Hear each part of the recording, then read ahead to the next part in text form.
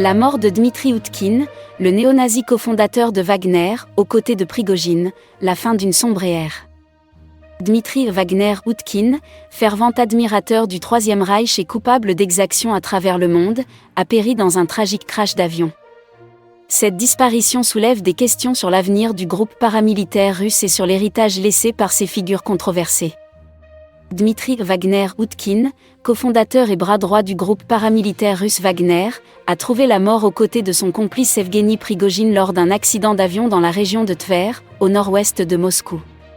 Cette nouvelle suscite de nombreuses interrogations sur l'avenir du groupe Wagner, connu pour ses opérations controversées à travers le monde.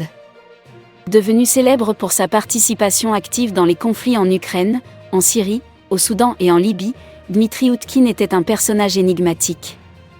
Peu d'informations étaient disponibles sur cet homme qui avait consacré sa vie au service de Wagner et à la glorification du nazisme. Né en 1970 dans l'Oural, Utkin avait commencé sa carrière militaire en tant que lieutenant-colonel dans l'armée russe. Après avoir servi pendant les deux guerres de Tchétchénie, il avait été transféré près de la frontière estonienne, où il avait occupé le poste de commandant du GRU, les services secrets militaires russes. C'est à cette époque qu'il avait quitté l'armée, résultant que l'ennui loin du front l'avait poussé à prendre cette décision. Par la suite, il aurait combattu aux côtés des forces de Bachar el-Assad en Syrie et s'était ensuite engagé en Ukraine, où il avait participé activement au conflit dans le Donbass et en Crimée. Son engagement sans faille et son admiration pour le nazisme étaient clairement visibles à travers ses tatouages, dont un symbole de la SS et une croix gammée. Malgré sa réputation sulfureuse, Utkin était dans les bonnes grâces du Kremlin. Il avait été décoré par Vladimir Poutine en personne pour son rôle dans la prise de Palmyre, en Syrie. Sa photographie aux côtés du président russe avait été largement diffusée sur les réseaux sociaux, faisant de lui l'un des rares mercenaires de Wagner à être connu du grand public. Toutefois, les accusations de graves atteintes aux droits de l'homme pesaient lourdement sur lui.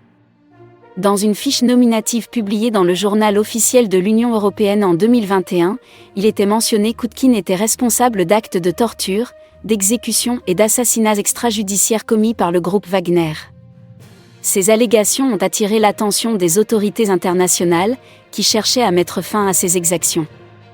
La mort tragique d'Utkin dans un accident d'avion, aux côtés de Prigojine, suscite des interrogations quant à l'avenir du groupe Wagner.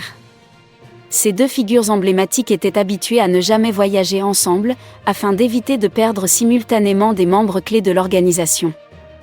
Le groupe paramilitaire russe Wagner a gagné une réputation controversée en raison de ses opérations dans divers conflits à travers le monde. Ils ont été accusés de graves atteintes aux droits de l'homme, y compris des actes de torture, des exécutions et des assassinats extrajudiciaires. Ces allégations ont conduit les autorités internationales à chercher des moyens de mettre fin à leurs exactions. Avec la mort de deux de ses principaux chefs, l'avenir du groupe Wagner est incertain.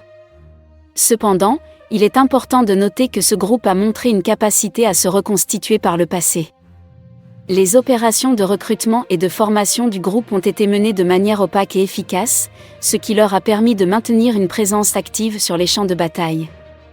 Il est également possible que de nouveaux leaders émergent au sein du groupe Wagner pour prendre la relève. Cependant, cela pourrait s'accompagner de changements ou de réalignements stratégiques au sein de l'organisation.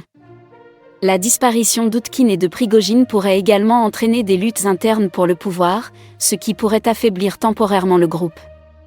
De plus, l'attention accrue de la communauté internationale sur les activités du groupe Wagner, en raison des graves accusations qui pèsent sur eux, pourrait également mettre une pression supplémentaire sur leur existence et leurs opérations. Les gouvernements et les organisations internationales continueront probablement de suivre de près les développements liés à ce groupe. En fin de compte, l'avenir du groupe Wagner reste incertain. Son rôle dans les conflits actuels et sa continuité dépendront de nombreux facteurs, tels que la capacité de recrutement, les pressions internationales, les luttes de pouvoir interne et les réponses des gouvernements et des organismes de régulation.